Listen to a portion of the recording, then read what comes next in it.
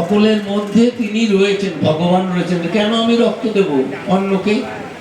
রক্তটা তো আমার না, কেউ অন্য নেই। এই যে সেবা কাজগুলো হয়েছে স্বামী বিবেকানন্দের আবির্ভাবের পর থেকে, এমনকি সাধু সন্ন্যাসীদের যে সঙ্গগুলো, যারা নাকি একেবারে নিশ্চেষ্ট বসে থাকতেন, সমাজে শুধু আমরা খাবো দাবো, না তোমরা যা যা করার করো, কিছু ভিক্ষে টিক্ষে দাও, খাবো, না দাও না দাও, আমরা তো চাচ্ছি না, কিন্তু কারো সেবা টেবার মতো ওগুলো আমাদের না, ওগুলো তোমরাই করবে।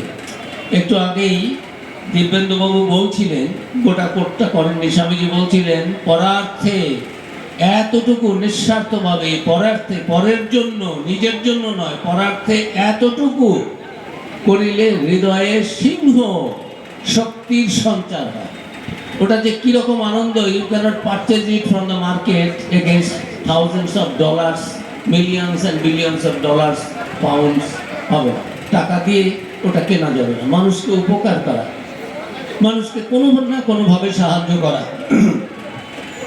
এখন আমরা সবাই পারি না, অনেকেরই ইচ্ছে হয় একটু অপরের জন্য করি, কিন্তু কিভাবে করব বুঝি না। একটু রক্ত আমি দিতে পারি, একজন বৃদ্ধ রাস্তাটা পেরোতে পারছে না, সেটুকু তো আমি সাহায্য করতে পারি। আমার কাছে আমার খরচ, আমি বাসে যাচ্ছি, ট্রেনে যাচ্ছি, বয়স্ক লোক, মায়েরা কেউ দাঁড়িয়ে আছেন, আমি আমার সিটটাও তো একটু দিতে পারি, ওটাও সেবা। সেবা মানে এই নয় অনেক টাকা দিয়ে করতে হবে, টাকা না হলে সেবা করা যায় না, তা নয়।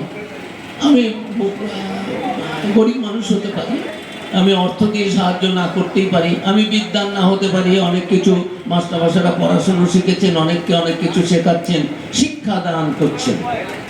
যাদের অর্থ আছে তারা অর্থ দান করছেন, অনেক জায়গায় ছত্র আছে, টাকা পয়সা আছে, সেখান থেকে তারা রিলিফ টিলিফ করছেন। আমার কিছুই নেই, রক্তটা আছে, কিচ্ছু হারাবো না। 60 বছর বয়স পর্যন্ত, 18 থেকে 60 বছর বয়স পর্যন্ত সুস্থ দেহ থাকলে নিশ্চিন্ত মনে, বেশিবার দিতে হবে না, বছরে একবার করেই দিন, বছরে 3 বার দেওয়া যায়। ডাক্তাররাই বলেছেন যারা সুস্থ তারা দিতে পারেন। এইখানে আমাদের কাছে পূজনীয় দিব্যানন্দজি মহারাজ রয়েছেন, আমি আর উনি একসঙ্গে মালদায় ছিলাম, মহারাজ ছিলেন সেক্রেটারি, আমি ছিলাম ওখানে হেডমাস্টার। পূজনীয় দিব্যানন্দজি মহারাজ এখন রামকৃষ্ণ মঠ মিশনের ভাইস প্রেসিডেন্ট, প্রায় 100 বারের মতো রক্ত দিয়েছেন। আর কোথায় কোথায় গেছেন না গেছেন, এখন কাশীপুরে রয়েছেন, কাশীপুর মঠের অধ্যক্ষ এবং রামকৃষ্ণ মঠ মিশনের ভাইস প্রেসিডেন্ট, সহ সংঘাধ্যক্ষ।